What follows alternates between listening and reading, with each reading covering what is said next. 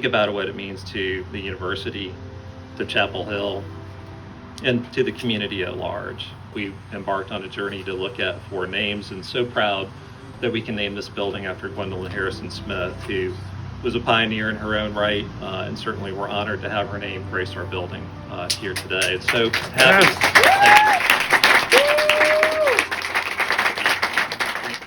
Came across the story of Gwendolyn Harrison, and I was really like, we need to think different. We need to do something different. And hearing these stories, was painful. And these stories need to be told. Gwendolyn, she got in primarily because her name sounded white. And they thought she was white. That's true. And then she showed up. Yeah. And, Oops. 99% of us would have packed up and gone home. All right. And so it's exciting to be here, be a part of it. And it's especially exciting that Grubb Properties has chosen to name this building after Gwendolyn Harrison Smith, one of the most important figures in our university's history. And I loved the history that you provided for us. It's really very special. Today I want to make to share an exciting announcement. And Grubb Properties has created the Gwendolyn Harrison Smith Diversity Graduate Student Excellent Fund. This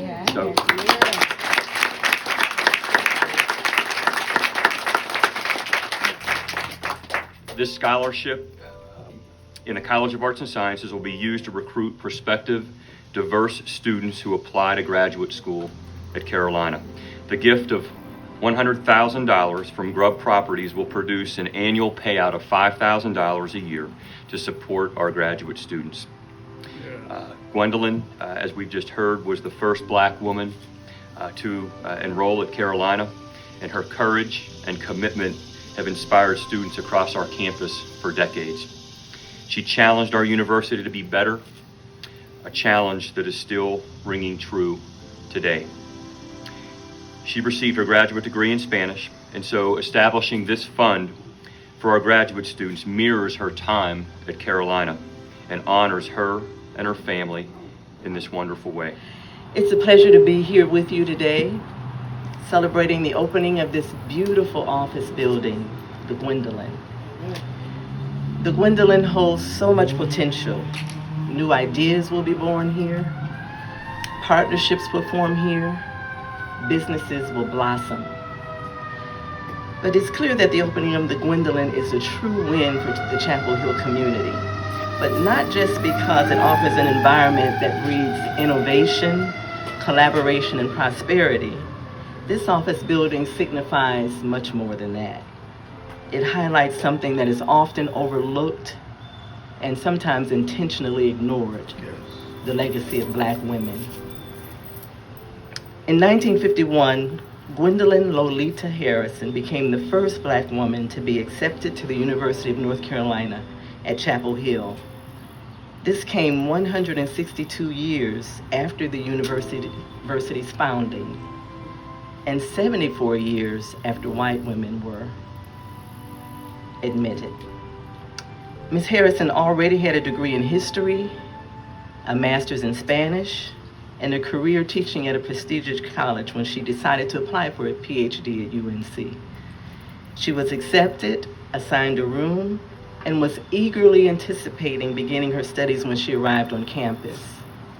However, when Ms. Harrison went to register for courses, a UNC employee told her that her acceptance had been rescinded, that she would no longer be able to attend the university. Why? Because the university did not realize that Gwendolyn Harrison was black.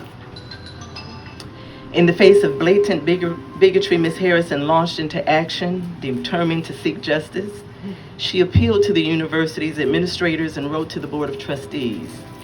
But they would not relent. She joined forces with the North Carolina NAACP, announced her intent to sue the university. UNC knew that their case did not hold water, as Ms. Harrison was a perfect PhD candidate. She had already earned her admission. Shying away from the ensuing legal battle, they settled and told her she was readmitted. But sadly, this story is eerily reminiscent of Nicole Hannah Brown's some 70 years after Ms. Harrison's. Though Ms. Harrison did not spend more than a summer semester at UNC, she forever left her mark on the university. She paved the way for other Black women, like Karen Parker, who became the first Black woman to enroll at Carolina undergrad in 1963, and Hortense McClinton, who became the first Black female faculty member in 1966. More than that, her story sent a message. It told Black women across the state that speaking out against inequitable and exclusionary treatment is key to changing the status quo. That each individual act of bravery in the pursuit of equality makes the journey a little bit easier for sisters following in their footsteps. It also told state leaders that if they continue to ignore Black women as invisible, unimportant, or less than, that they would be met with good trouble. Like countless other Black female trailblazers in North Carolina, like Ella Baker, one of the leading figures in the civil rights movement, like Pauli Murray, civil rights and women's rights activist, lawyer, educator, author, poet, and the first African-American woman to become an Episcopal priest, like Annie Brown Kennedy, Sherry Beasley, and even our own North Carolina Commerce Secretary, Michelle Baker Sanders. Gwendolyn Harrison's name is all too often left out of our history books, and therefore our public discourse. We must understand that our past informs our future. Understanding our history allows us to learn from our mistakes instead of replicating them. What we memorialize represents what we value as a community, what we take pride in as a nation. In honoring Gwendolyn Harrison with this building as her namesake, the Grubb Properties is not only bringing overdue attention to her legacy, it is helping to encourage the conversations regarding the intersection of race, gender, and history, and how what we do today shapes our future. I would like to extend my warmest thanks to those who created this beautiful property and who prioritize commemorating Black history by honoring Gwendolyn Lolita Harrison Smith's legacy and naming it the Gwendolyn.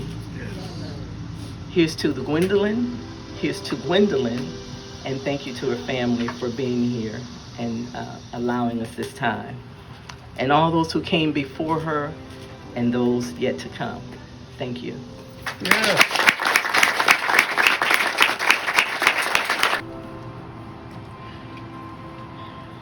Good morning. Morning. My name is Carla Smith Brown. I am the daughter of the late Mrs. Gwendolyn Lolita Harrison Smith. The hearts and minds of our family and friends are truly overwhelmed today with gratitude and thankful recognition for the audacity of the owners, creators, builders, project managers, contractors, staff, and all those responsible for erecting this magnificent facility. I use the word audacity because it takes boldness and courage to name a building after a little-known African-American woman in this era of unrest, cynicism, bias, bigotry, violence, and hatred. In a world in which the focus and the outcry of many is Black Lives Matter, Blue Lives Matter, and all lives matter. In spite of all this, and in the midst of all this, you have chosen to build and name this establishment the Gwendolyn. My mother was born August 9, 1925. She was the second of two daughters, born to Mrs. Myra Wilhelmina Smith Harrison, a former school teacher born in Knoxville, Tennessee, who was the daughter of Oliver Smith, a shoemaker, and Laura Baxter Smith, a college student and former original member of the Fifth Jubilee Singers. And her father, the late Dr. Joseph Plummer Harrison, son of Mr. Benjamin Harrison and Mrs. Ellen Nichols Harrison, sharecroppers of Pitt County here in North Carolina. I believe my mother inherited a lot of tenacity and perseverance from my grandfather, Dr. Harrison. For he said that he was from a large family and no one cared if he wanted to go and further his education. But my grandfather had such a driving passion and a desire to be educated that he waited tables during the day and picked cotton at night by lantern lights to pay for his college education. He and my grandmother met in college, later married, and moved to Kinston, North Carolina. There he began his private practice as one of only 2 black doctors during the Great Depression. They were not rich by any stretch of the imagination. Many times I'm told they were paid with meat, vegetables, and whatever people had. And sometimes he never got paid, but his pay was doing what he loved to do. My mother was an active child whose mother kept her busy making lace or tatting, crocheting, and reading books. She showed signs of great promise and intelligence at an early age. Her mother taught her lessons during the summer. She excelled quickly and was able to skip some grades.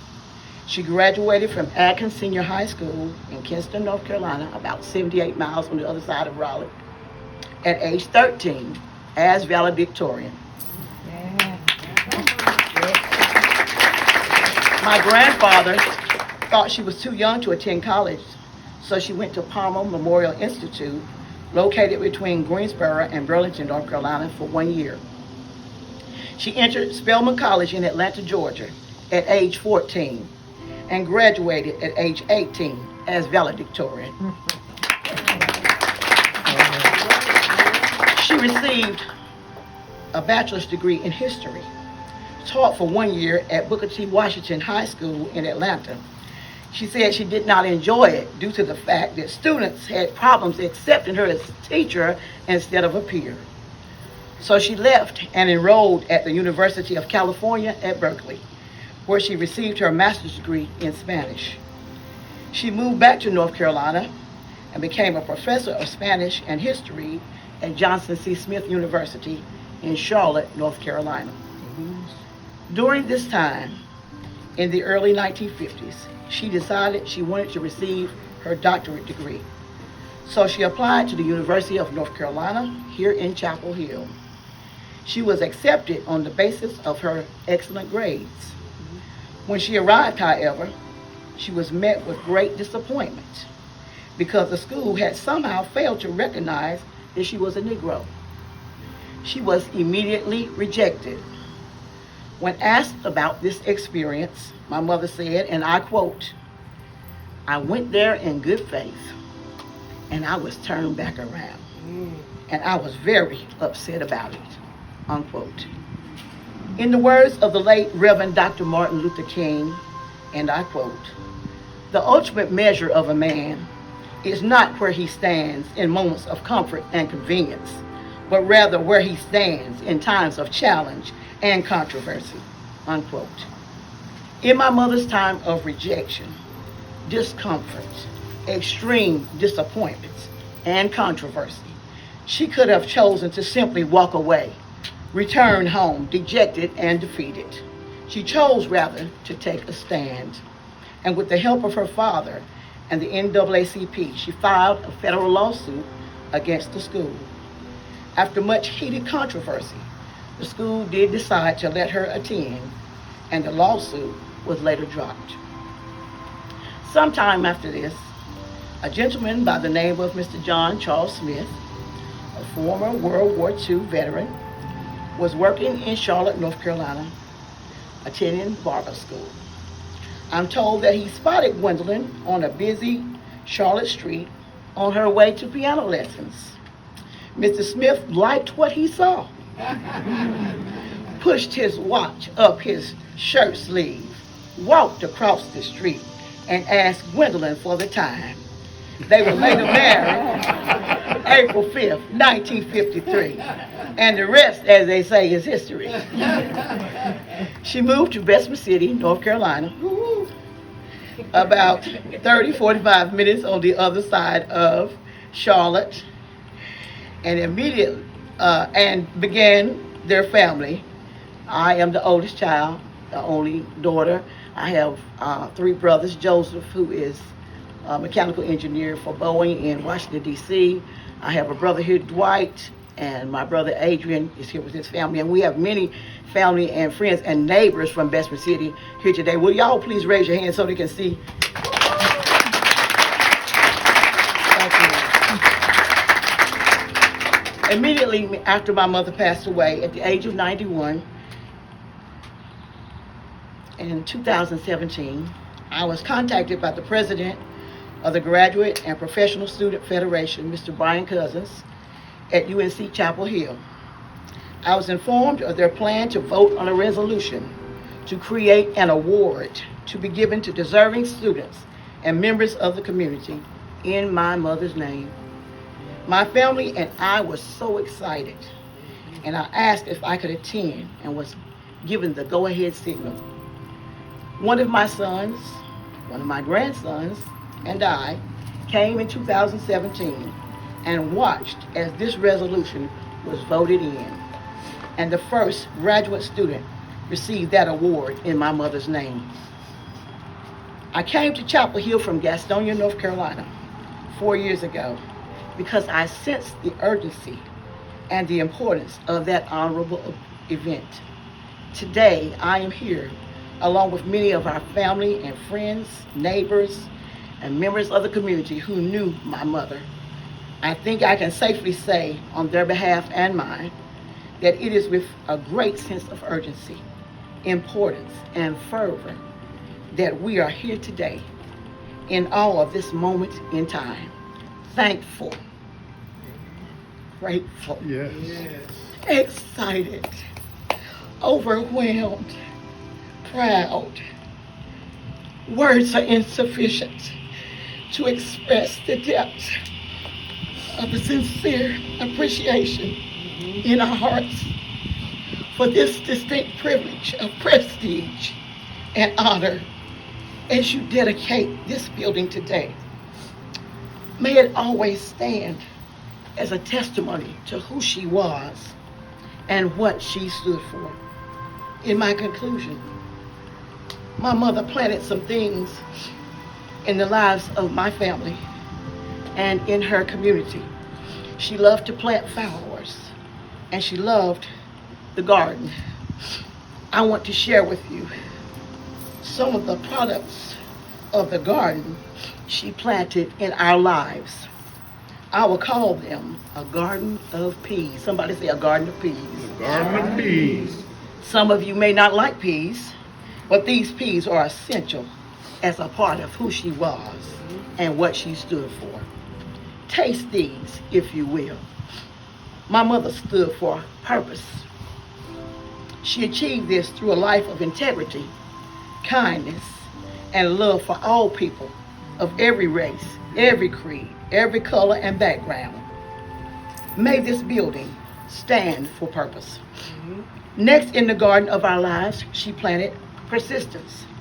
She did this with determination, resolve, willpower. May this edifice in her name stand for persistence.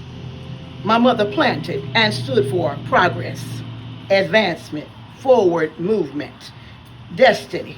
Every single day she lived, she kept reading, kept writing. She never stopped loving to learn. She was a lifelong student of knowledge until the day she closed her eyes in death at the age of 91. May this structure represent her well in progress. My mother planted in the garden of life and stood for peace. She was a woman of calm spirit, serenity, soft-spoken, mannerly, well-behaved, with a quiet spirit. May this place be a place of peace. Last of all, my mother stood for and planted prayer. She was a woman who prayed in faith, believing God for the blessings of opportunity, not only for herself, but for our family, her friends. She lived life praying every single day, and she lived with faith in expectation of reward after her time on earth was over. And she died in faith with expectation for what God would give her, a reward that would transcend any that we mere mortal beings could ever give. May this structure, which stands in her name, be a property where all those who stand on these grounds feel the results of her prayers and the prayers and aspirations of all those who sacrificed and struggled and gave of themselves, that this beautiful structure could be available to all those who dare to dream. My only regret is that my mother is not physically present to see the lasting contribution and impact that her life has had on modern academia and history.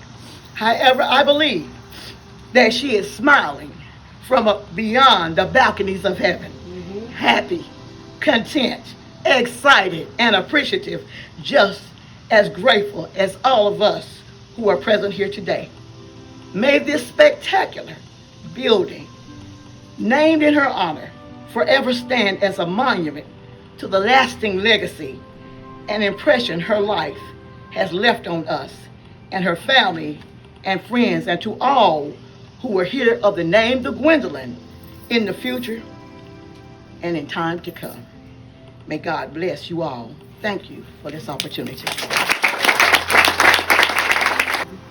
Good morning. Good morning.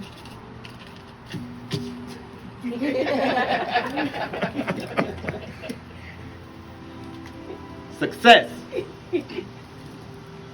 A brilliant bauble beckons us. There, in the distance, shining like a star. With winged feet, we would pursue its dazzling array to distant heights beyond the far horizon's arc.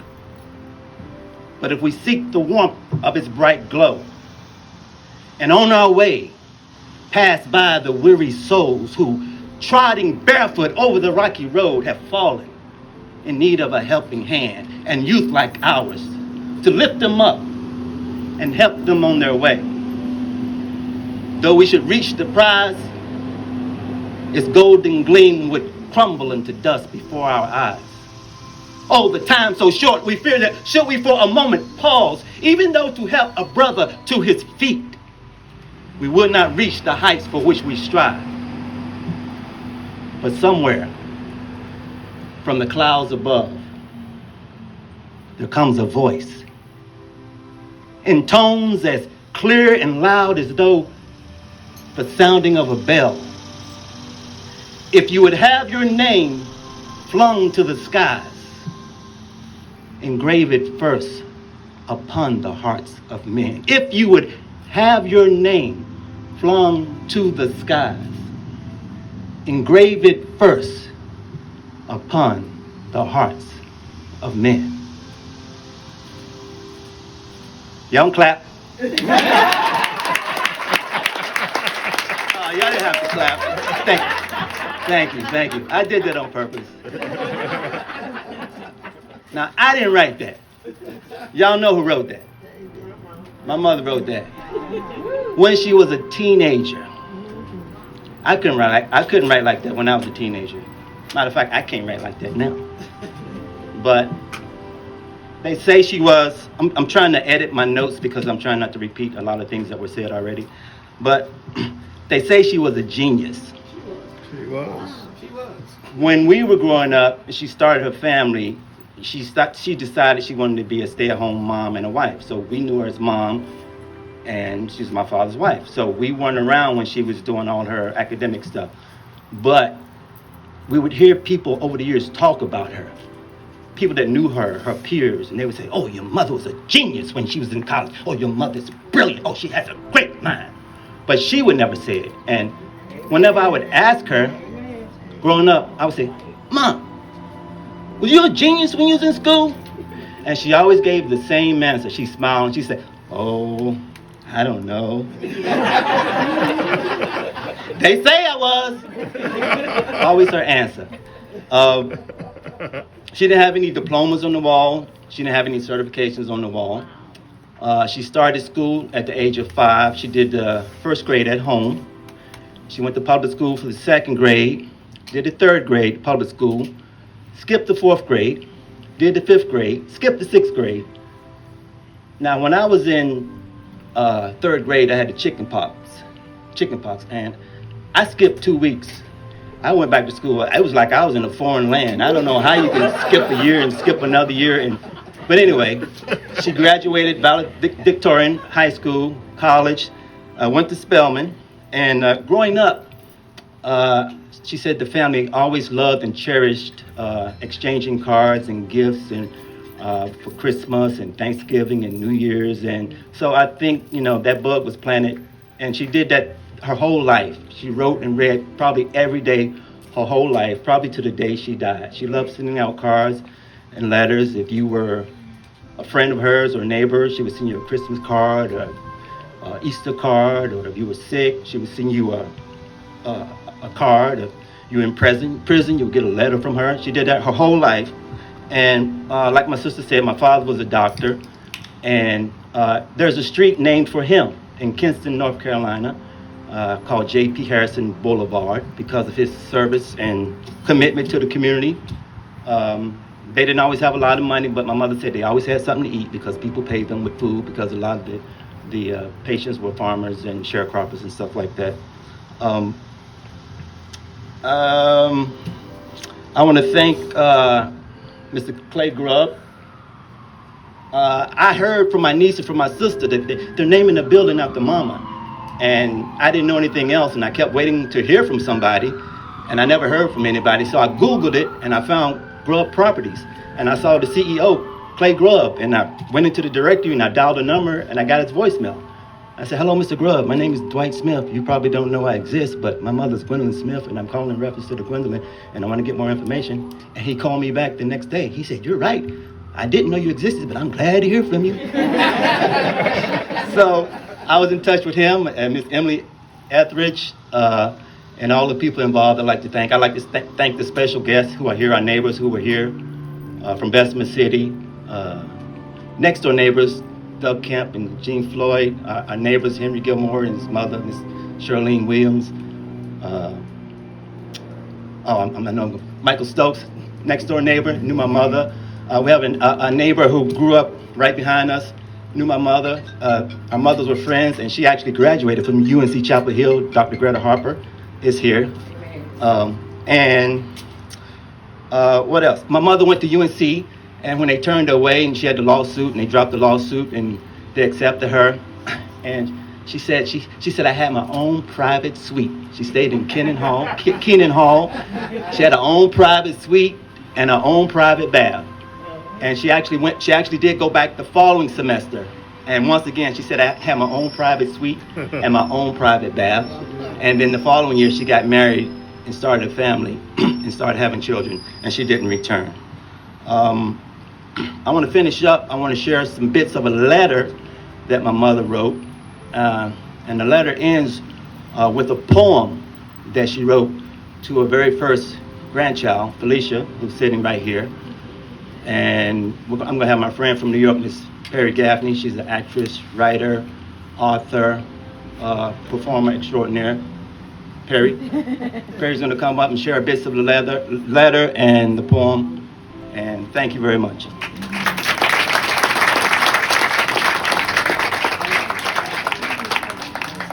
Thank you, Dwight. I first met Gwendolyn Harrison Smith about 20 years ago in New York City when I was designated to be the tour guide for her and her family while they were visiting. And I tried to take them everywhere that one day. And Miss Gwendolyn sat up front with me, and I asked her if she'd ever been to New York. And she said, yes. And I said, oh, where did you used to like to go? And she named quite a few places, including the Savoy.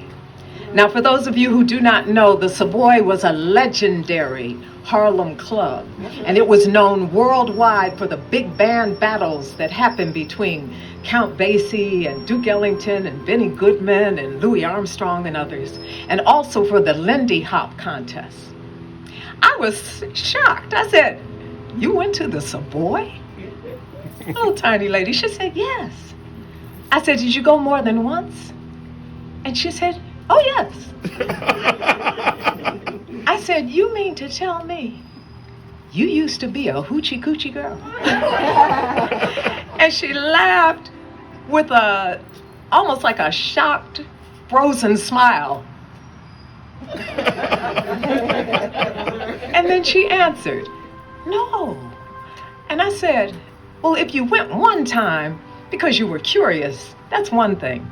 But I always heard that if you kept going back, you were one of them hoochie coochie girls. And she, no, I wasn't one of them.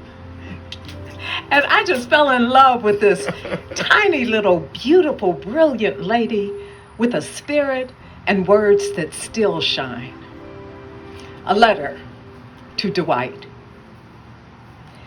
Dear young bloom, your flowers arrived and they are beautiful.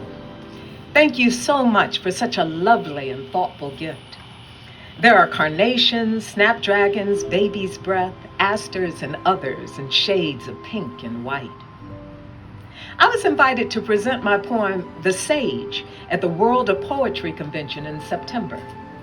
And my poem, To Felicia with Love, won an honorable mention in a poetry contest.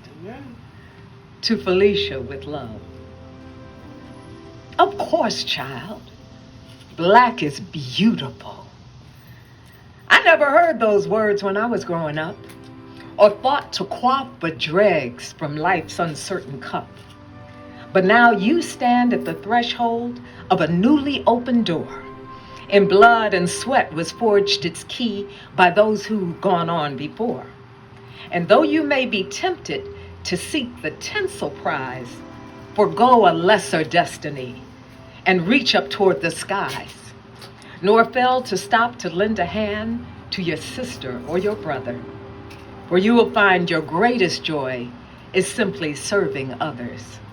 So hone your mind and tune your hearts to life's gay, grim melody, and as you resolutely climb, whisper a prayer for me.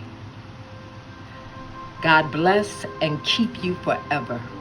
Gwendolyn Harrison Smith. Thank you all again for being here at this point. Our time, I'd love to do the ribbon cutting.